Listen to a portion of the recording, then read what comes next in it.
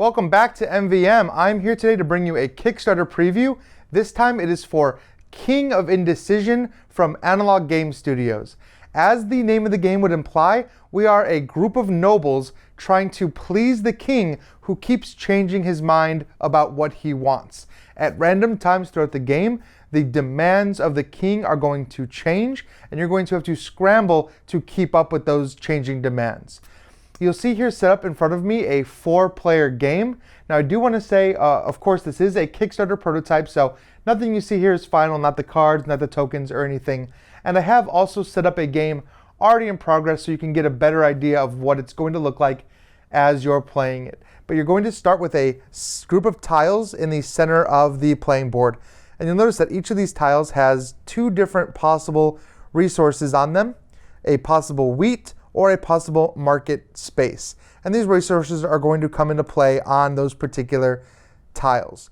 The goal of the game is to collect these resources in order to appease the king. So you're going to have different resource types that match the colors of these resources on the board.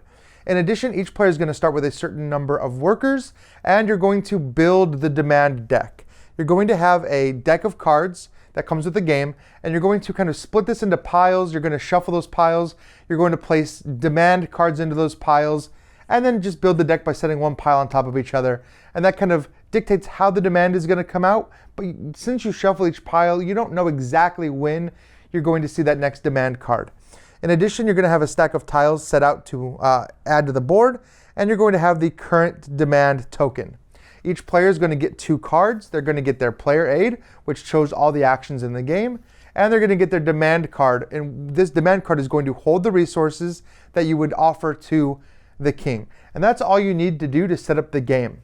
Now, as you play the game, you're going to get to take a number of actions. Some of these actions are going to use your workers, but this is not a traditional worker placement game in that you don't just get 1 action per worker you have. In fact, you're going to actually have 3 actions to take no matter what. You're going to start the game with workers, and you have the ability to unlock more workers over the course of the game, but you're going to get 3 actions. When you have unlocked your 3rd worker, you actually upgrade to 4 actions. So you're going to have 3 or 4 actions to take based on which part of that game you're in. But again, not all these actions are going to take workers. Now, your goal during the game is to take these actions, and you're going to get to take as many actions as you could take on your turn in order to gain goods. So let me break down what those basic actions are. The first action you can do that does not require you to use a worker is just to explore.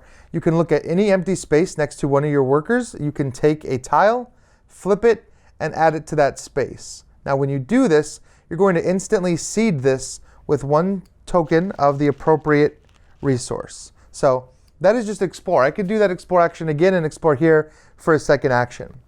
In addition, you can move. I can take any one of my workers and move them to a new space. Now, these tiles are split into 2 halves, but this tile is considered 1 space. If I am at the market, I can actually use that action to move to any other market. So you can use that to kind of spread out around the board. The next action you can do is to collect goods. Now you're going to see that over the course of the game, goods can accumulate. So you might end up with some tiles that have more of a certain good than others. When you collect goods, you get to choose one of the 2 types and take all of the goods of that type, and they're going to come out and sit in front of you in your supply.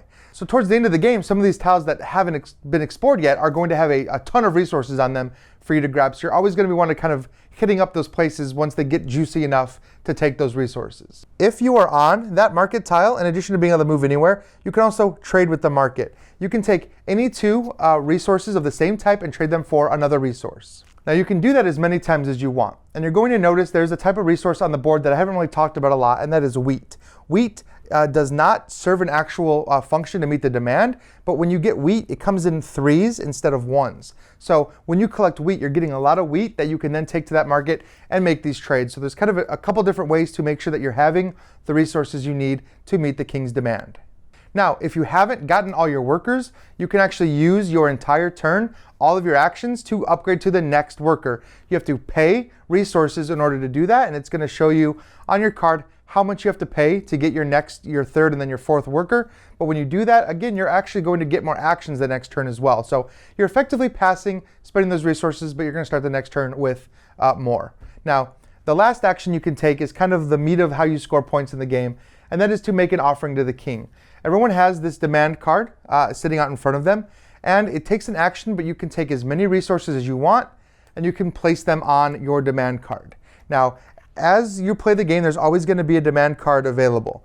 This card, for example, says he wants stallions or silks. When it comes time to meet this demand, and we'll talk about that in a second, but when it comes time, you're going to either give him all of your stallions or all of your silks.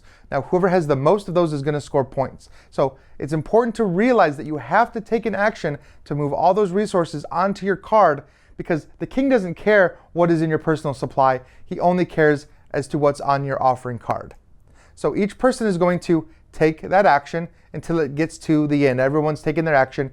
At the end of the round, you're going to draw a new card. Now, this new card can be a few different things. For one, it can be an increased stock card. There are a lot of these increased stock cards in there. When these come up, you're going to be putting new stock out on the board to replenish some of these spaces. For example, this card wants me to place one stallion on every location that can hold a stallion, which might end up, if nobody had taken one, it might end up doubling up or tripling or even getting up to 5 or 6 resources on one particular tile. In addition, there are some sow wheat cards that might come in. Now, a sow wheat card only looks at an empty field, and it's going to replenish that empty field. So if you have already emptied it, it comes in. If there's already wheat on there, nothing is going to happen. So you would just take these wheat tokens and place them on the wheat fields. The last type of card that might come into play is a new demand card. When a new demand card is drawn, this is when you score the previous demand card. So you don't know when the king is going to change his mind and change his demands, but he wants, for example, right now,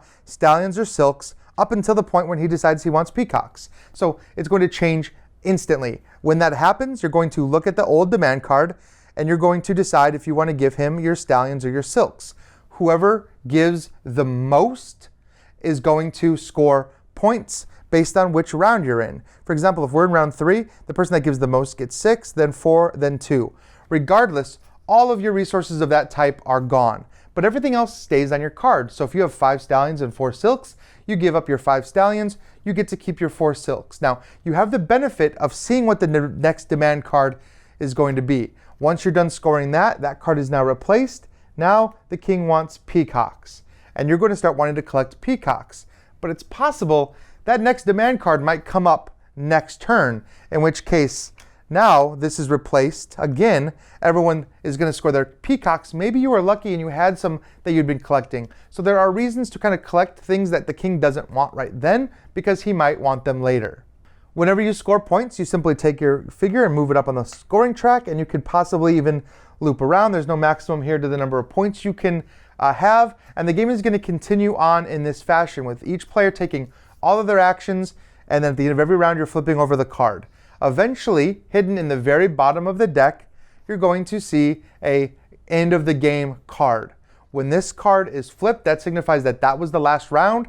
It is the end of the game. You're going to score whatever demand card is face up, and then you're going to get 1 victory point for every 5 resources that you happen to have left on your offering. And that is all the points in the game. So the points are going to come by meeting those demand cards throughout the course of the game. Once you get this in-game card, it triggers the end, get your bonus points, and then you're done. You have pleased this indecisive king. So once again, this is King of Indecision. It is on Kickstarter right now, so take a look at their Kickstarter page to see the final components and everything they're offering. And as always, thank you for liking, subscribing, following us on Man vs. Meeple. Now we are on Instagram, Twitter, everything like that. So give us a follow there and come back, leave some questions and comments, and I will see you next time.